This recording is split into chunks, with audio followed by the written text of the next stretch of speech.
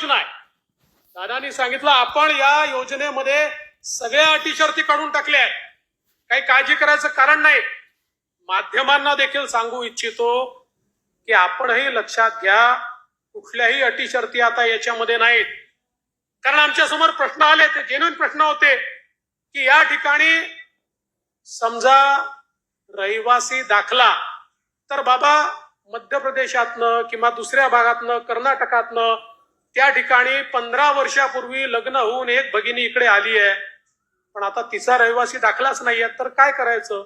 आम्ही सांगितलं हरकत नाही, नवऱ्याचा तर असेल, नवऱ्याचा दाखला, बरं तोही दाखला म्हणून कुठल्याही तहसीलदाराकडे जाण्याची आवश्यकता नाही. 15 वर्षापूर्वीचं मतदार यादीतलं नाव चालेल, 15 वर्षापूर्वीचं रेशन कार्ड चालेल, 15 वर्षापूर्वीचं घराचं डॉक्युमेंट असेल ते चालेल.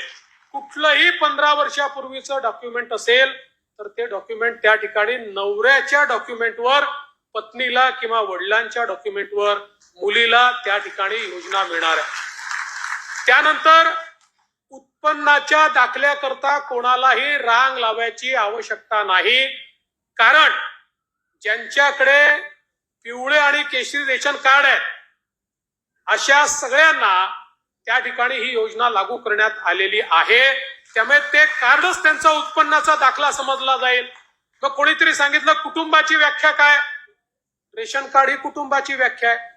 त्यामुळे नव्याने आता हे कुटुंब काय आहे त्याचा दाखला घ्यायचा आहे का? असा कुठलाही दाखला घेण्याची आवश्यकता नाहीये.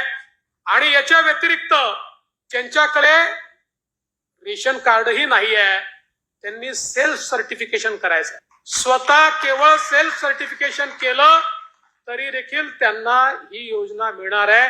ही योजना आमच्या बहिणींना बाहेर ठेवण्याकरता नाही आहे, ही आमच्या बहिणींना आत घेण्याकरता योजना तयार करण्यात आलेली आहे.